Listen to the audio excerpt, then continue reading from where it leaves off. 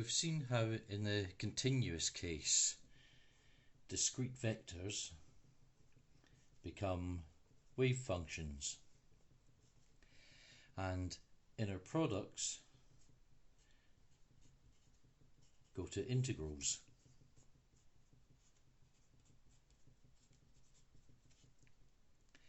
We now want to look at operators acting on continuous distributions.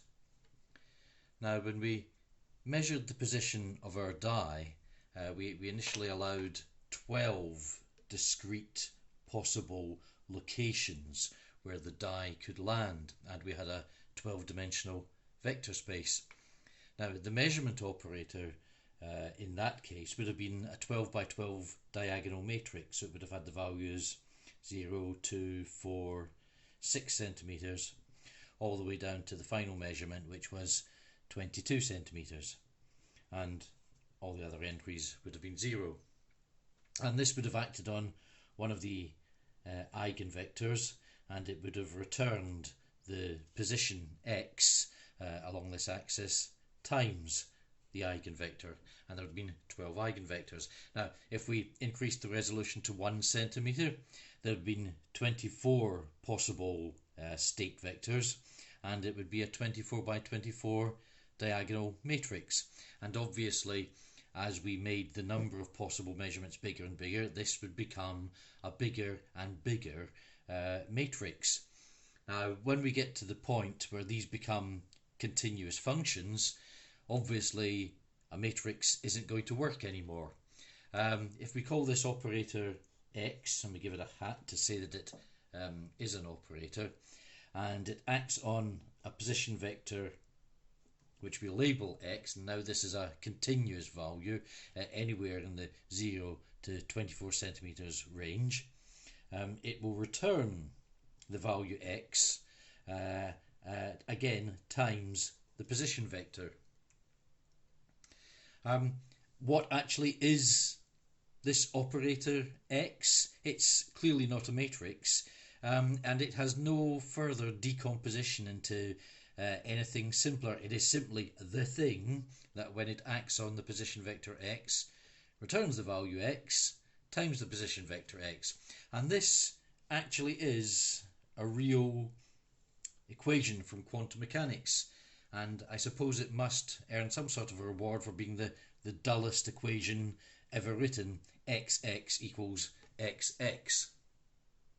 Now let's have a look at these states x. Remember that they're the probability, or the square root of a probability distribution when we write x as a continuous variable, and they represent a small range of values. So when we were talking about a value in the range, say 10 to 12 centimeters, it would be 1 centimeter width there, and it would be 1 unit high, so that 1 centimeter times 1 equals 1. The total probability, or rather the total probability when squared, would be 1. But if we make this very, very small, then this has to get very, very tall. And in the limit, this becomes infinitesimally small, and this becomes infinitely high. And what we get is something called a Dirac delta function. And it's written as delta x minus a, and it has the value 0 for all values unless x actually equals the value a, in which case, well, it's sort of infinite. We define it really in terms of its integral, so that provided the bounds of integration include the value x, then the total integral has the value 1. Now, these are the eigenstates of this capital X operator. They don't occur too much in quantum mechanics itself, but they occur absolutely everywhere in quantum field theory. When our operators were matrices, if they acted on some linear combination of vectors, they always produced a linear combination of results which involved the operators acting on the vectors themselves. So the matrices, or operators, were linear operators. And we also needed our operators to act on the eigenstates, producing the possible measurement values and the same eigenstates returned. So we'll be looking for properties similar to these in any operators that act on continuous functions. And one thing that's worth remembering was that we could build any vector at all, a random ket, just by taking a summation of some numbers times the eigenkets. So we expect our set of vectors, or eigenvectors, to span the entire vector space. Now, one operator we could try to act on psi of x with is the derivative operator, d by dx. This is linear. D by dx acting on a sum of functions is linear. It produces a result like this. So it's a possible contender for an operator acting on our wave functions. And we can easily set up the eigenvalue equation for this. It's easy enough to write down this equation. The operator, the derivative operator acting on psi, returns some number which is dependent on psi and the function itself. But the trouble with this is that the solutions are all exponentials.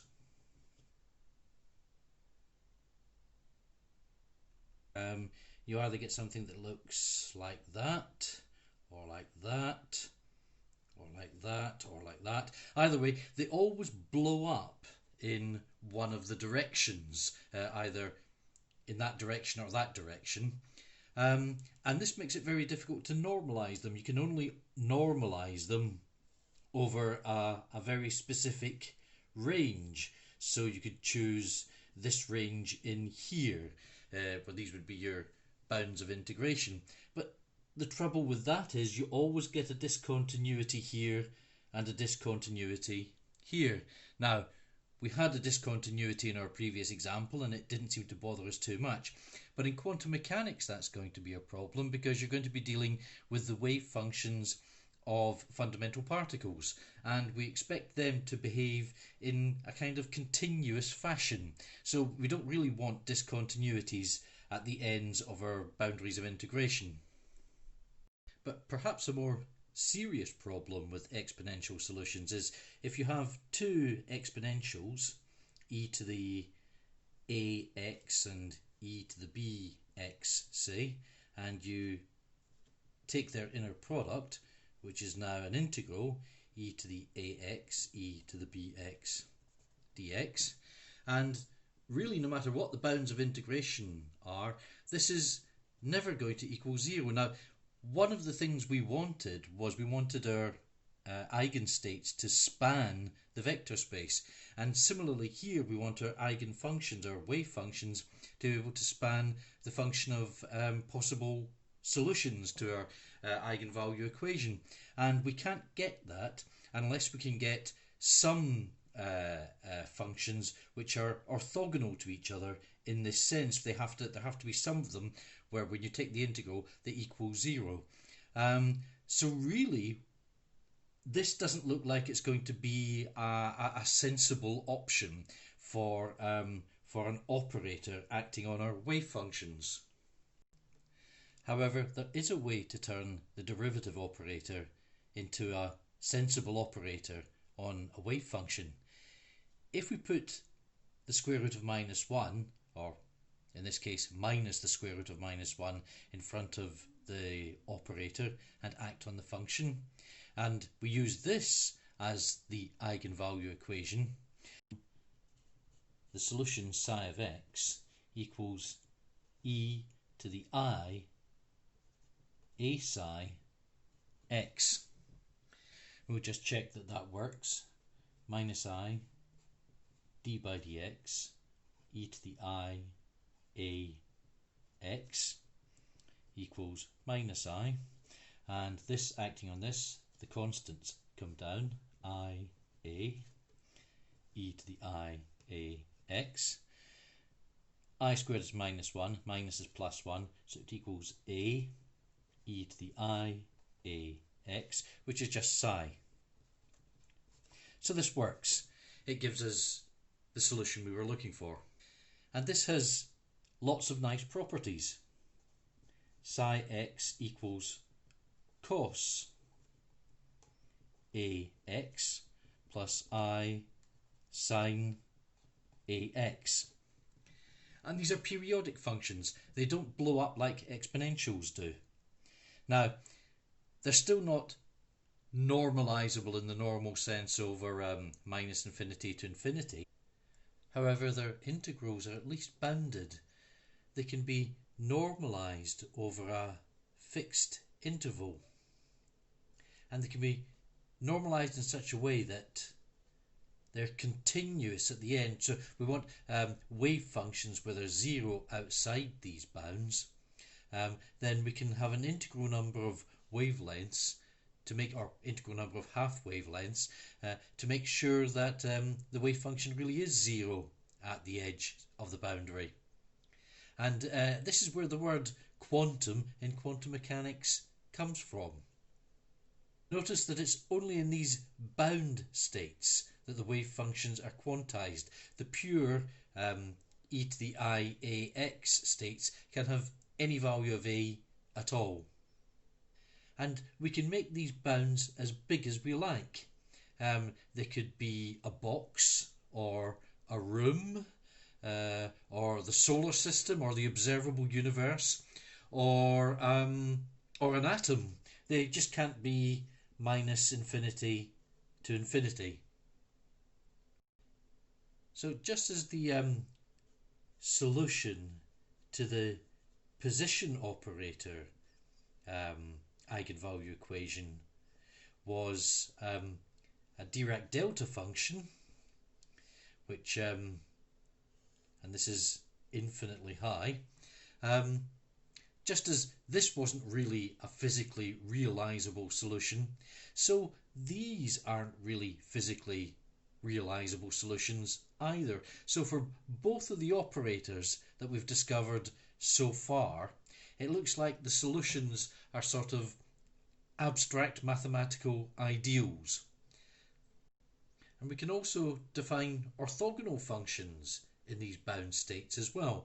If we have a base frequency and then we have one that goes at twice the frequency, then when we multiply them together we'll get equal numbers of positive and negative contributions from the two frequencies. In other words, e to the mx, e to the 2mx dx will equal 0. And this is just the orthogonality condition that we wanted in order to be able to create a complete set of functions. And as we know from Fourier analysis, we can decompose any periodic function into a composition of either cosines or sines. And if we go one step further again and do a Fourier transform, we can decompose any function, whether periodic or not, into an integral involving a continuous set of cosines and sines. So these are going to form our complete set. They've got the orthogonality condition and they can be normalized within specific boundaries. But it's worth noting that we haven't talked about quantum mechanics very much in this. There's no Planck's constant involved anywhere here. The only reason we brought quantum mechanics in at all was our continuity condition at the endpoints of the boundaries, and that's a fairly reasonable condition for a lot more than just quantum mechanics. And yet we've been forced into these very strange looking Dirac delta functions, into complex operators, into complex functions, and it's all rather unexpected.